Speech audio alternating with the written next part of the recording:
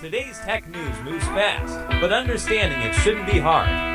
That's why Snarful Solutions Group brings you Connecting the Dots, where we break down what's happening in tech and why it matters to you. Now, let's dive in with your hosts. Imagine assigning an AI a really complex engineering task, and instead of just giving up when it hits a roadblock, it independently writes its own software, runs the code, debugs it, and literally builds its own digital eyes just to see the problem. Which sounds completely made up, right? Exactly. It sounds like total sci-fi. Okay. But that actually happened this week. So, welcome to Connecting the Dots, coming to you from Snarful Solutions Group in Sacramento, California. I'm Alex. And I'm Morgan. And today is Friday, July 24, 2026. Before we jump into today's tech article report, let's get you caught up on what's happening outside your window and, in your portfolios. Always a good idea. Yeah, so if you're here in Sacramento with us today, expect plenty of sunshine. We're hitting a high of 93 degrees Fahrenheit with winds blowing at a breezy 6 to 10 miles per hour. Nice and warm. Definitely. But hey, if you're listening from somewhere else or traveling, please make sure to check weather.gov. There are over 400 active U.S. weather alerts right now, so stay safe out there. Good call. And looking at the financial markets, it's a bit of a mixed bag today. The Dow Jones closed up 108.71 points. Okay, not bad. Yeah, that's a plus 0.21% increase, landing at 51,900.08. The S&P 500 also saw a really modest bump, up slightly by 6.86 points, or about 0.09%. And what about crypto? Well, Bitcoin took a bit of a stumble, actually. It dropped by over 1,100 points. It's down 1.72%, so it's currently sitting at 63,925.97. Got it. Okay, well, let's unpack this. Our entire Morning Star report today is completely dedicated to the biggest news of the week. Oh, for sure. It's all anyone is talking about. Right. Honestly, it's the news that has every software developer, enterprise IT department, and, tech enthusiast totally buzzing. We are looking closer at Anthropic's massive rapid-fire release of Claude Opus 5. It's just a huge drop. It really is. We're going to break down its economics, the wild new features for everyday knowledge workers, and the intense safety measures keeping this highly autonomous system in check. But first, a quick word. Today's episode is brought to you by Strong Coffee, the premium instant coffee that tastes like a traditional brew, but is packed with 15 grams of protein, MCTs, and adaptogens like ashwagandha. Get clean, sustained energy without the jitters. Use promo code SNARFUL for 20% off at strongcoffeecompany.com. So getting right into it, the sheer pace of deployment we are witnessing here is just staggering. I mean, Anthropic just dropped Opus 5, right? Yeah. Making this their fourth model release in less than 2 months. 4 models in 2 months is wild. Right. We saw Mythos 5, Fable 5, and Sonnet 5 all roll out super fast. And now Opus 5 is here, instantly becoming the default model on the Claude Max tier. Yeah, but the real hook for me isn't just the benchmark scores. The big news is the price. Exactly. The cost structure is completely shifted. Anthropic is offering what they call near Fable 5 intelligence at literally half the price. Half the price? That's crazy. Yep. We're looking at $5 per million input tokens and $25 per million output tokens. Okay, which is the exact same price as the older Opus 4.8. But wait, I have to push back on this a little bit. Oh, here we go. Well, I mean, if it's half the price, are we just getting a watered-down version of Fable 5? Because usually when a tech company slashes costs by 50%, you drop the capability, right? Mm-hmm. Is this just marketing spin? No, I totally get the skepticism, but you aren't getting a lobotomized model here. The best way to think about it, it's like dropping the engine of a luxury sports car into a reliable daily commuter sedan. Okay, a commuter sedan. Yeah. I mean, it's not meant for the multi-day off-road rally, right? Yeah. But it's going to absolutely dominate your daily drive.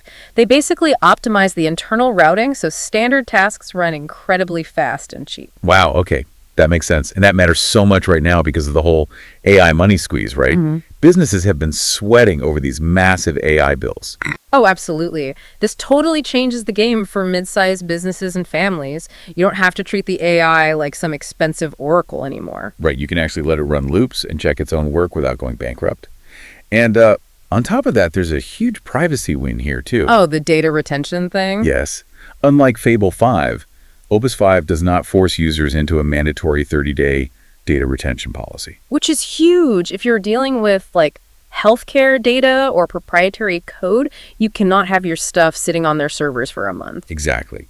So with the cost dropping and those privacy barriers out of the way, Let's look closer at how everyday professionals are actually going to use this commuter sedan to get work done. Yes, let's talk about the features. Because they added these new adjustable effort settings. You can literally toggle a dial between low, medium, high, and max effort. It's such a cool UI update. It is. Yeah. But wait, does turning the effort down mean the AI becomes less intelligent? Like, does it just start hallucinating if I put it on low? No, not at all. It's really about token conservation. Think of it, it's like asking a chef to make a quick sandwich versus a 5-course meal, right? Okay, yeah. Both are going to be good. The chef didn't suddenly forget how to cook when making the sandwich. They just required different amounts of energy and time. Sometimes you just need a quick summary, not a deep philosophical computation. That's a great analogy. Yeah. And if you do need that 5-course meal, but you're in a rush, they also add fast mode, right? Yeah, fast mode is wild. It's 150% faster, but you pay double the token price. So you basically pay to skip the line. Pretty much. But the real proof is how it performs. On the Zapier automation bench, which tests actual business workflows, it outperformed all the other models in its tier. Yeah, and not just basic business stuff. It's a massive leap for biology and life sciences, too.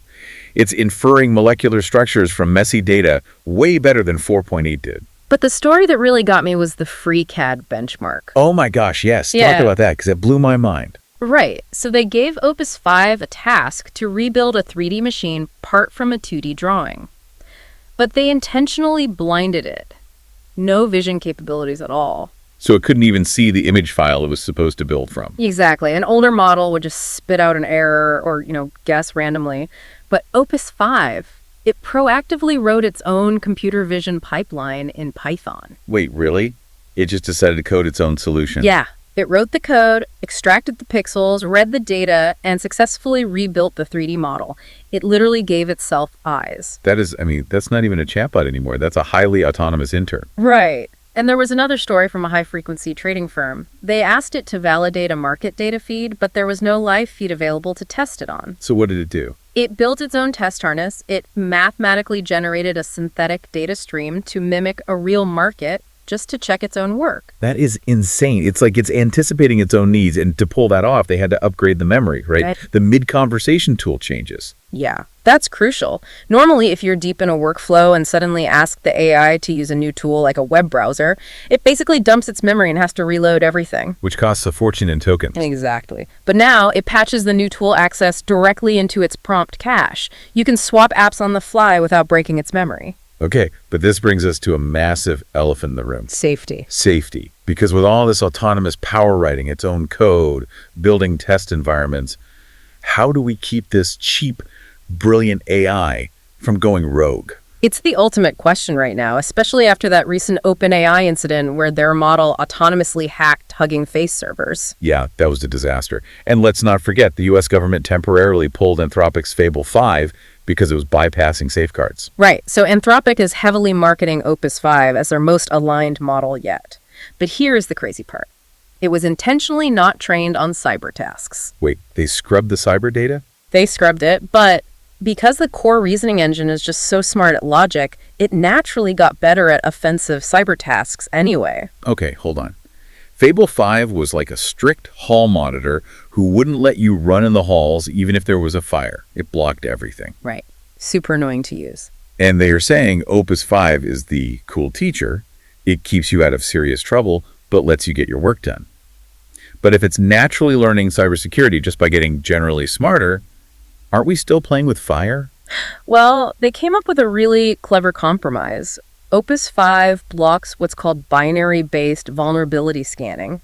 That's what hackers use to find live weaknesses. Okay. But it allows source code scanning, which is what defenders use to fix their own software. Oh, that's smart. So it looks at the intent, not just banning everything cyber-related. Exactly. And because those guardrails are smarter, it actually intervenes 85% less often than Fable 5 did. So working professionals aren't just hitting a brick wall of, I'm sorry, I can't do that all day. Right. Plus, they have the cyber verification program, the CVP, which heavily vets companies who actually need the unrestricted version. And for everyone else, there's that new automatic fallbacks feature.